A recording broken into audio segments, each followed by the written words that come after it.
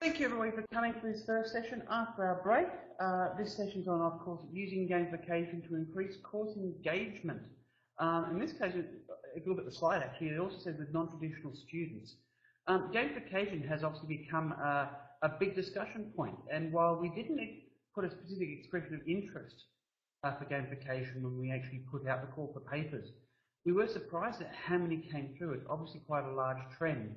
And of course, with the badges that we put to the iMoot site and how many of you have responded to the badges has shown, of course, there's a great interest in this kind of area. So without further ado, we've already waited for 5 minutes. I'll pass over to Thomas, and thank you everybody for coming. Thank you very much, and I hope everyone is awake out there, and I certainly know that it's noon here in Boise, Idaho, and I know some of you are staying awake way past your bedtime, so I hope this will be of value to you. First, a little bit about myself. I started Moodle in 2004, and I'm a certified mental health professional, and what I was doing was getting a lot of referrals from the courts for different things. So one of the things that we came up with was that people who were court-ordered to our classes were having difficulty completing our classes, that is, coming into our brick-and-mortar facility. So I, in about 2004, decided we needed some way for them to complete their programs that would be in compliance with the court. I'm having a little trouble with my slides here. So hang on for a second, would you? I think I'm going to have to load up a different slide set.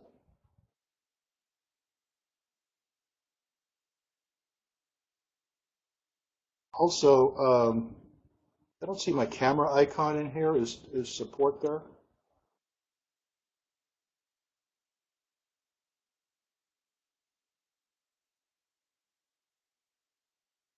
Sorry, Thomas, you should have the icon now at the top left. Okay. No, I don't see anything yet. And I don't see where I can load up my slide set again. I think the problem. We've got two Thomas Wilsons in the room. Okay. Do you have the icon now? Yes, but it moved to 10 apparently. Let me move back. And do that. My apologies. Yeah, slide. Well, part of what I said is important. How do we motivate students to follow directions? So I'm trying to get back to my original slide set. Not working. Hey, Greg, can you hear me? If you can, you might need to log out.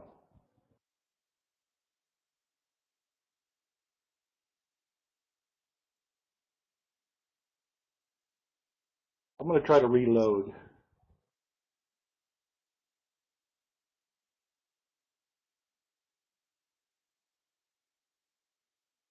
Julian, are you there?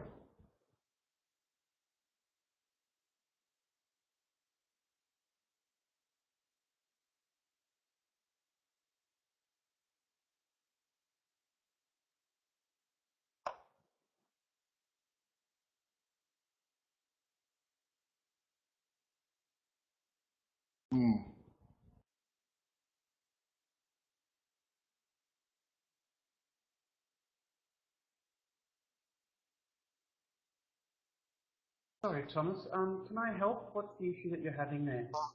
I'm locked up here. I can't seem to forward or advance my slides at all, and I can't reload. All I see is some graying out on the screen. It's just like it's behind a gray veil of some kind. Okay. It looks like something's opened up on top. My recommendation is probably if you just want to quit your browser and restart. I apologize. It's probably the simplest way of fixing this. Okay. The slides will be here when you come back. Okay.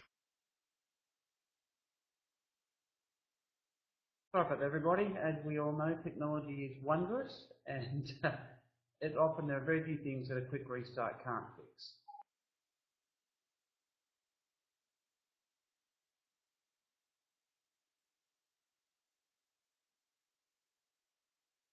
While we're waiting, pop quiz, we started this earlier. Can anybody tell me where the term spam comes from, as in spam email? Pop quiz question, see who knows their IT background. You want to type it into the chat, we'll see who knows it. Thomas has just come back. I've given you presenter rights again, Thomas. Is it still grey or is it okay now?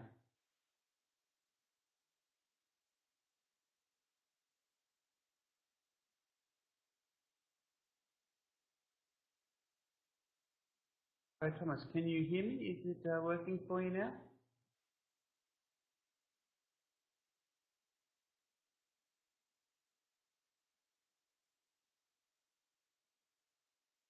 Hi, Julie. It's Fred. Just here to help out if I can.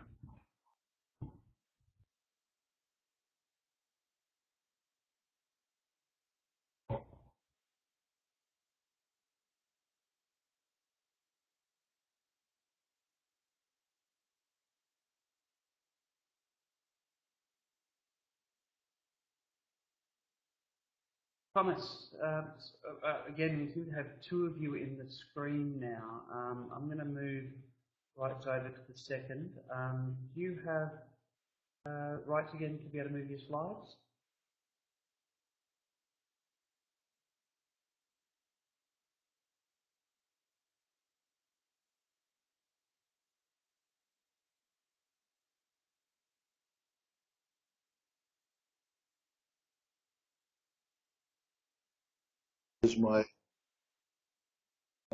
The second Thomas is my programmer, so we can go. Would you go ahead and remove him so there's no question about who's on?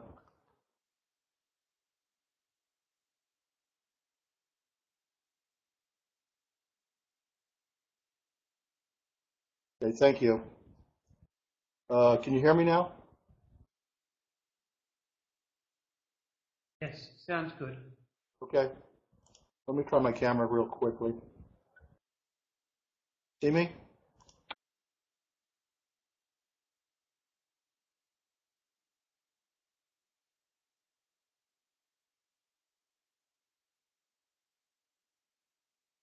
Okay, sorry for the delay. Okay, everybody can see me now? I'll go ahead and just, unless you want to talk, see me forever, I'm just going to log out I'm going to log out of the video doc and just do the presentation. Can everybody hear me? Okay, great. So anyway, I have a counseling center in Boise, Idaho, Pacific Northwest. And in 2004, we began receiving referrals for people that needed to go to different kinds of classes, like anger management, alcohol and drug, parenting, all sorts of things that are court-ordered. So we had no way to deliver services to people who lived in rural areas. And you know, Idaho and lots of areas of the Northwest is very rural. So I discovered Moodle and taught myself how to use it in 2004 and began to start providing courses that actually the court back in 2004 actually accepted.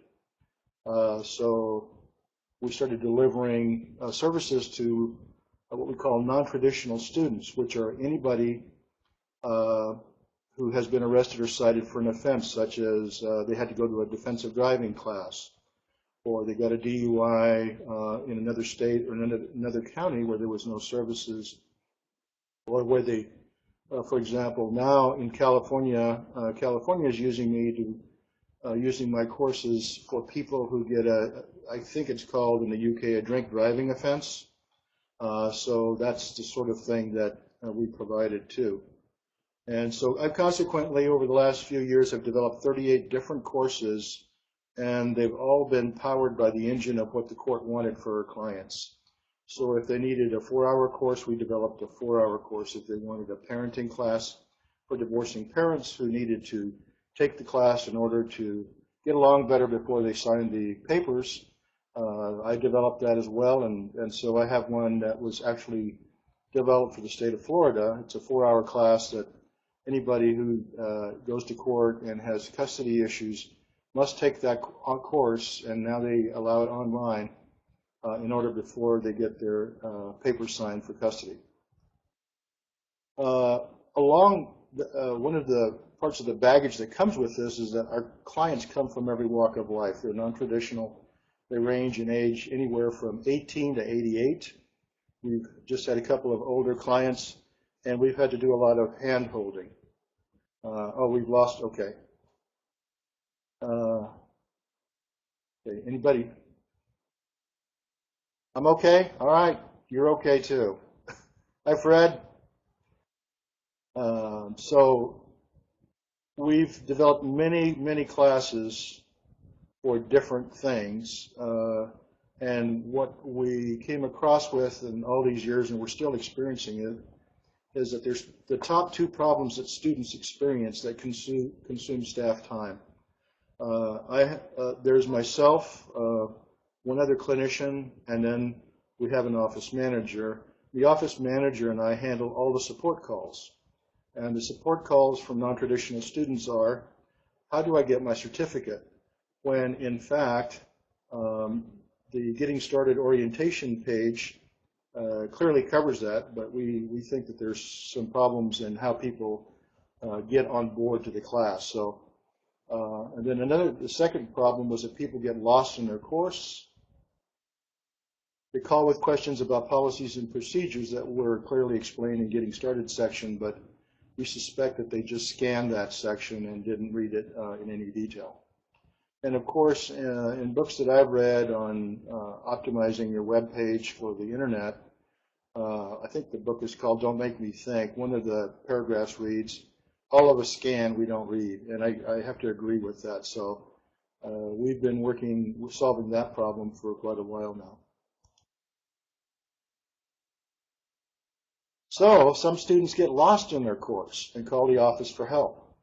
So I'm going to get a close-up of our sample student log. By the way, this is a customized student log that we developed that probably is not like the one that you see currently in Moodle. My developer came up with this to give us very detailed information about when the student logs in and the student logs out. We had an issue with the state of Nevada where we teach a course for people to get DUIs in remote areas, and they wanted very detailed information about when a student logs in and when they log out, and we have to provide them with these student logs. Other state and federal agencies also seem to have that need for more granular detail, so we spent a little bit of time developing a more detailed course. So our first challenge was how to reduce calls for support so that we could motivate, by motivating students to understand, and understand really is a code word for read course policies and understand those policies, and knowing that it's an inherently boring task. That's an assumption. So that really gives the foundation for gamification. Challenge number two is how do you reduce calls for support by motivating students to clearly understand course navigation procedures. I hate to use this word dumbed down, but that's what we've done. We've tried to make it as simple as possible because, you know, a page or two on navigation is also inherently boring, and it's not a fun thing for people to look at. And this is a pretty good example of a course navigation page from another site. So we get to the question of how do we motivate students really to the basic issue of following directions. So there's been a lot of movement in the area of gamification, borrowing game principles in non-game environments. And I started looking at this about a year ago, and I said, you know, we need to make getting on board to our class more fun and easier. And so I studied a little bit of gamification principles. I read a couple of books, and then I noticed that Moodle already has game elements, such as points and levels. Of course, we only use the lesson module because we feel, I think it's an intelligent module that we're able to use to provide feedback. And so I've actually developed a separate lesson that guides people through making different decisions based upon what answers they give us. For example, on one of our alcohol and drug education classes, if they report a low level of alcohol consumption, then they're taken down a separate path a separate set of exercises that are for low-risk offenders. If they report a high number of episodes of drinking, high frequency of drinking, a lot of consequences from drinking, they're taking along a different path to a different content page that provides them information and skill-building exercises for people that are at mid or high level. And so I found that to be, an excellent way to provide immediate feedback, which is one of the principles of gamification. And I do like the idea of badges. This is the first time I've ever personally experienced badges, but we decided a badge-like element to our course I'll show you here later.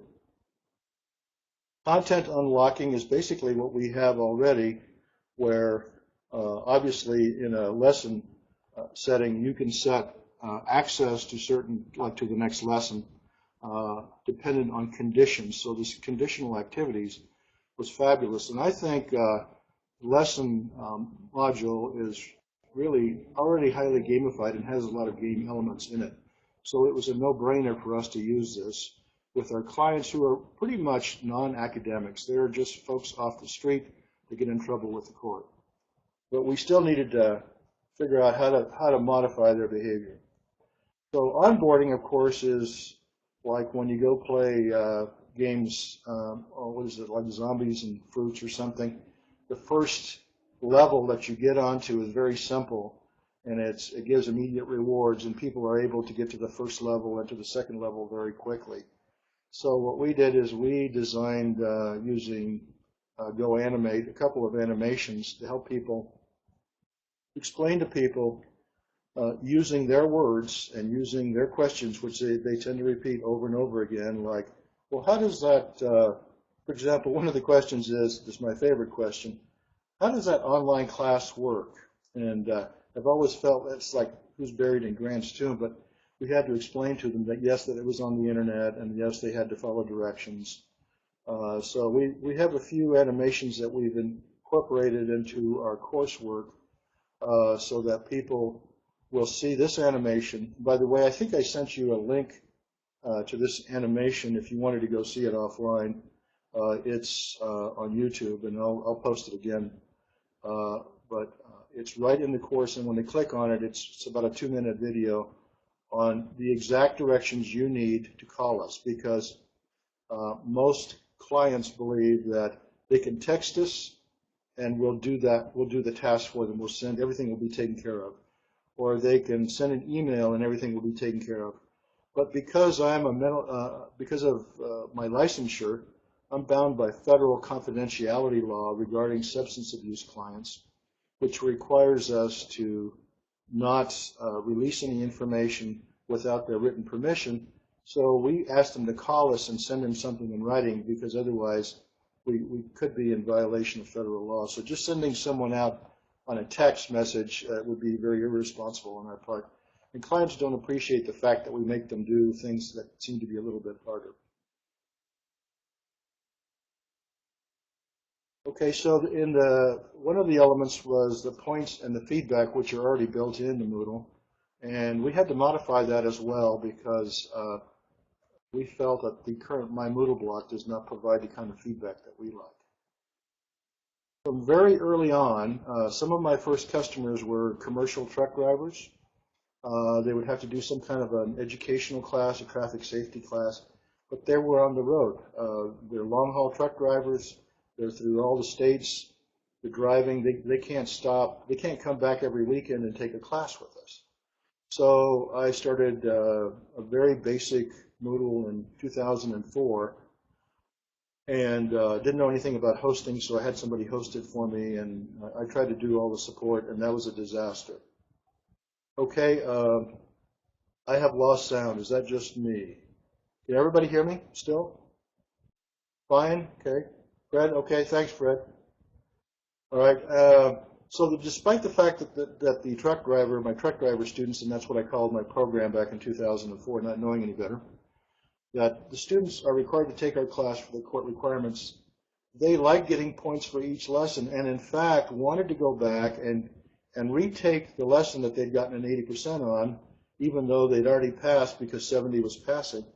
they wanted to get 100% for each lesson. So I said, well, go ahead and we'll let you review the lesson and go back and get the grade. And I said, well, this information is pretty valuable, because what that tells me that, and I didn't understand this until I read Gamification Principles, that when a person is intrinsically motivated to do something, they're really engaged. So what I decided was, we really need to let people go back and retake the lesson to get that 100%. Their level of satisfaction will be great. They'll tell everybody about us. And that's what they did. They told everybody that they knew that this was much better than sitting in a classroom and fighting with the teacher about learning defensive driving.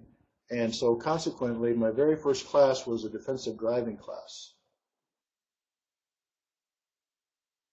And we did it online, and they would go to the truck stops, and they would, and wherever there was bandwidth they could log into. Back then there wasn't very much of it, but pretty soon bandwidth increased in different places.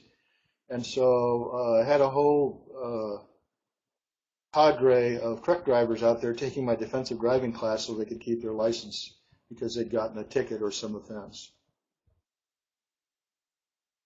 So currently we're using 199, and I'll tell you why we haven't moved over yet. You will get to access my 233 site, because I want you to see how we've redone the My Moodle block. Here's a reason we don't like I think even all the way through 2.5, this is what My Moodle block looks like. Correct me if I'm wrong, but this is the kind of feedback you get, or a student gets, once they log into their page. The problem is that doesn't tell a student very much, because I think we even changed it to or completed. I think it's just lesson attempted or completed is probably our edit in the Lang files. But it was still not enough, because clients would still get lost. They didn't know where they were supposed to go. So we decided exact feedback about what level you're at is a gamification principle, and we thought, we need more specific feedback. So because the current My Moodle displays lesson attempted or completed, it's really led to confusion, and our students, which are not, again, they're not academicians, they require much more accurate feedback. So we decided on a different path. This is what we did. If you'll take a look at this, this is a feedback form, which is the new My Moodle that we use currently in 2.3.3. We're currently testing 2.3.3. We haven't moved any students to there yet, but probably in the next month we will move them. And everybody that we've had sample this really like this, because you'll notice that the minimum time requirement is 10 minutes. Now, another change that we made was that we've taken the lesson timer and put it on its head. We basically made it dependent on that they'd have to complete a certain amount of minutes in order to get credit, in order to be able to move to the next level. So we made it a dependency. So with a very simple bit of code, which my only programmer made, we were able to have a timer that states you have so many minutes left before you've completed your time requirement in this lesson. And now we've made it even more clear, where this, you'll see that, let me see if I can get something done. This 7.6 minutes spent in the lesson is also available to the student as they go through each page of the lesson. We're using the lesson module, and so we can give them feedback about exactly when they left the lesson and when they came back in, as well as how many minutes they have left in the lesson. Also, the person did not attempt his review question, so he has no score. But if we skip down to number 8, revise getting started for the this is a class we did for people that were applying to get a liver transplant. And this is the oddest story, but briefly, University of Florida in University of Florida has a transplant center, and they have a psychology department. Their psychology professor called me and said, Tom, we'd like to try your class for your relapse prevention class because all of our persons who want to get on the transplant list for a new liver are alcoholics, and they're all heavy smokers, and they hate the class that they have to take to get on the list for a transplant. So I said, well, tell me, what do you mean? He says, well, the psychology department in Gainesville teaches a course that is supposed to make them help to keep them from relapsing and drinking and smoking, because that will kick them off the transplant list. So I designed a course for them, but I had him write some specific course elements that would be only for transplant patients, and we've been doing it probably about 5 years now. It is not a high volume class, but it's like I like to think of it as an orphan drug class, where we can take just about any course content and repackage it for any type of specific client. For example, we redesigned a class to address foreign exchange students who get in trouble either in their dorm room or with their new host family. So I think Moodle is just so flexible that we can adapt it for different things. But and then if you take a look right next to it, we have course completed, and that is a gold seal. And that particular seal, I don't know if we get a close-up of it. I don't think so. Okay, well, here's another fast. We actually display how much time they spent. And I'll go to the next one. So they need to know how well they are progressing. I'm sorry, I was getting ahead of myself. So we display their current score and the exact time spent remaining on the lesson for more granular feedback. So each exact time required for the lesson is displayed. By the way, if you guys want the code, we're happy to share that with you. We think it's really good for if you have agencies that require very specific information about how much time a person has spent in a lesson and where they were at a certain time. If no attempt has been made, only the minimum time required for the lesson is displayed. So this is another game-like element. We didn't call them badges, but we added badge-like symbols like a gold star, very basic, drawn upon my memories as a child to represent completion and course completion, which is the gold seal. Again, that gold seal is an embossed seal that we took a picture of that goes in all of our brick and mortar certificates, if you will, that go to clients after they finish a lesson or a course, excuse me. And the reason I developed that is that because people were printing off their certificates, and the courts and agencies were saying, well, this could be a fake. We want something that's embossed and it's got a seal. So the seal actually has my name on it, and my practice number, etc. And so I thought it might be a nice badge-like proof of completion, and also a bit of feedback for our clients. Here's an example of one of the courses that we developed for the Nevada DMV for their typical offenders who live on ranches or in remote areas. And so you can see that this person has been just plowing through the course, and he's got his little completion gold stars for each of the different lessons. And again, we find that the lesson is probably about the most flexible. And there's very little social interaction. There's actually no social interaction between students because, again, of confidentiality issues, legal issues, and a host of other reasons, like we don't trust them. So it's not a typical kind of community. None of these people know each other. They don't go to the same school. And we have clients from all over the world now. We have quite a few people who are foreign nationals who come to the United States, get a citation for a DUI or some other offense in like California, and then most of the California courts now have chosen me as their provider for providing a course for out-of-state or out-of-country residents for DUI defendants. And basically, we've developed courses specifically that meet the requirements for the courts in California. But again, I think this is the way that's, like I said, we're still testing this, getting all the bugs out of it, but we should be live within 30 days. And again, I would encourage you to test this if you like, to see the difference. So again, what we have here is not really high-tech gamification, but it is just a use of some changes that we've made that use game principles, but also provide the very highly specific feedback to clients about where they are and where they need to go. And I want to give a little shout out to my staff. I have a webmaster who designs all of our courses and a programmer who does all of our coding. And what we do is we spend a lot of time listening to our students and asking them, okay, what problems did you have?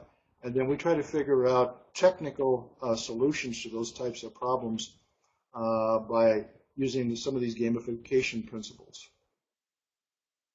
So if you have any questions, I can see that I'm not sure if we have any questions. I haven't been reading, I've been talking, so if you'd like the link, let me go ahead and put the link up to the course because we would like to hear your feedback about that.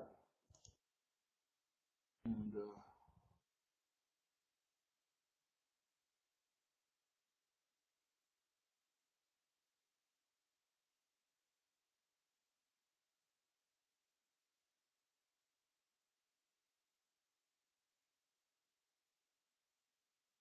okay, there is a question. How do you enroll your students in your courses? We use ZenCart, which is a shopping cart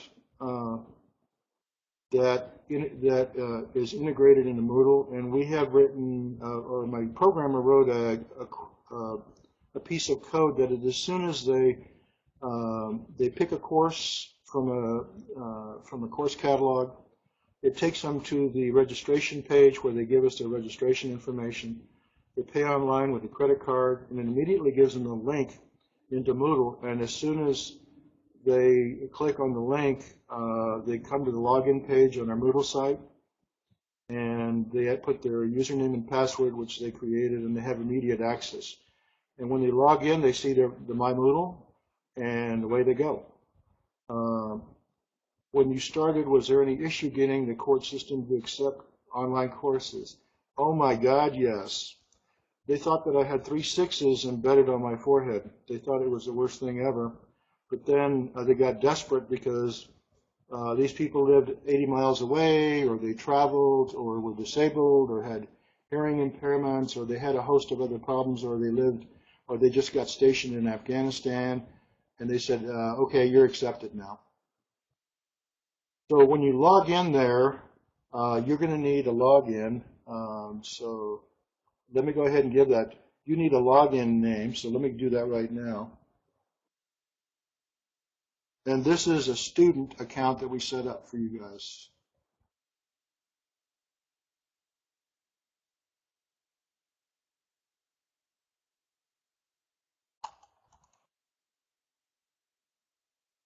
Okay, that should be it.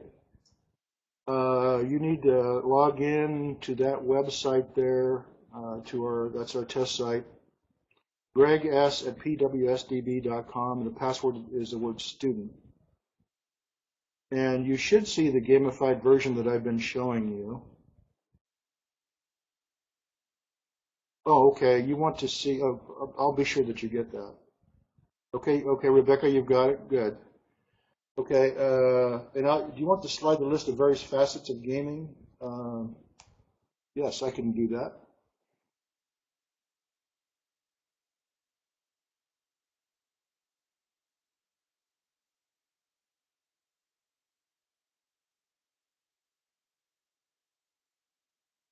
There it is.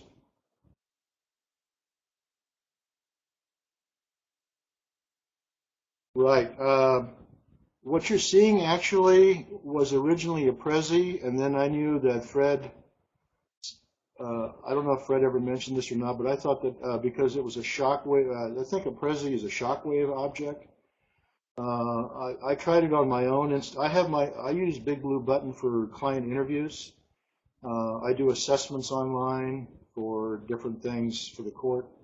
So if I have a remote client that I'm interviewing, I like to have Big Blue Button, and then I can show test questions using slides. I can do interviews material that the client needs to answer using Big Blue Button, and I'm a huge Big Blue Button fan. So I really want to thank Fred and his crew for developing that, because that's my practice was all brick and mortar until about 5 years ago, and my practice is now about 80% online. And so I can go anywhere in the world and talk to my clients if I need to. But typically, once they're on a Moodle course, I don't really need a lot of contact with them, but occasionally they do. And so we use Big Blue Button for that.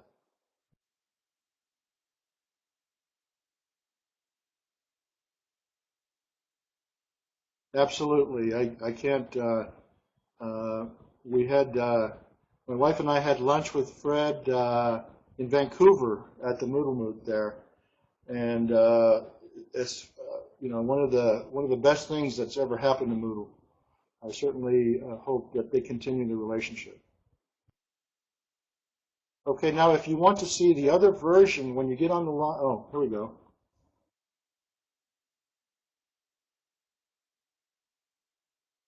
Okay, has there been any evaluation research comparing these online classes, traditional face-to-face classes, and just a $600 fine? The research that's been done was recently published on, yes, there's not on reoffending rates. Of course, all I have is anecdotal information, but the research that's been done has been on substance abuse, and they've had some really good results as far as retention rates, because they say that if you a person who enters treatment or a treatment program that's subsidized, they typically have like a 60% retention rate. And with online, the retention rate is up higher, so they retain their clients for 80% at a higher rate.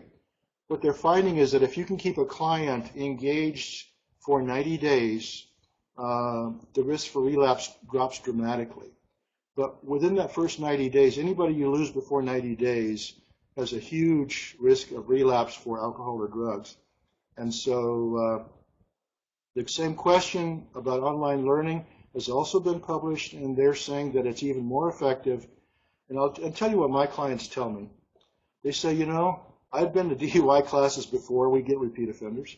He says, I had to pay attention to your class because I couldn't get to the next level until I got a 70%, and I did 45 minutes on level 1 or lesson 1. So what happens is that they go back and report to the probation officer that they liked their class, and they were very happy to have had the opportunity to take the class online. So I would love to have the Open University do a study. I've got, over the years, I've got 2,000 names that somebody can use for a research study if they like. So I'm very happy with that. So yes, we have data, but no one's ever analyzed it. So please pass my. Oh, I see. Yeah, you passed. You got my URL up. Please pass that around. And I'm going to go check my Google Analytics here in the next week and see if you guys have done that. I have to see if our presentation has made an impact on anybody. Any other questions?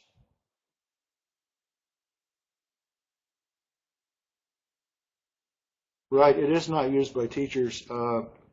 And if you log in, once you log into that site, you can also, once you see the My Moodle page on our enhanced site, if you can add the word, and you're going to see outofstatedwi.com/classroom /my, add the word switch after the word my once you're in the My Moodle.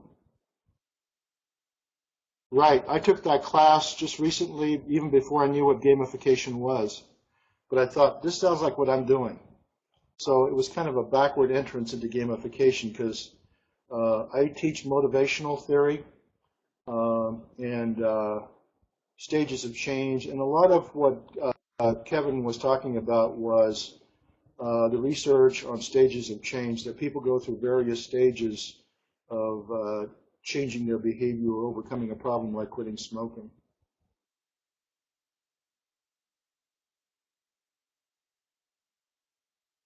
Feel free to contact me if you like. And I don't think my email is up, but I don't know if you'll need that or not. Oh, yeah. Put the word, once it doesn't work, switch. Okay, I'll send you, let me give you my email address. And I'll send you a direct link.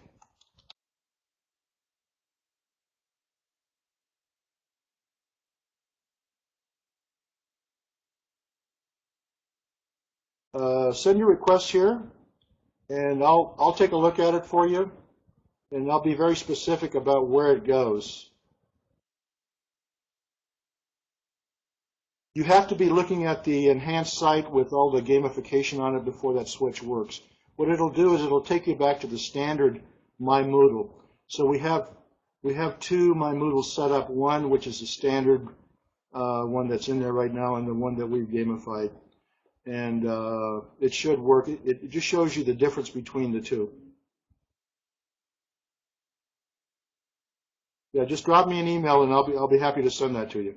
We may be off just one word or one letter on there.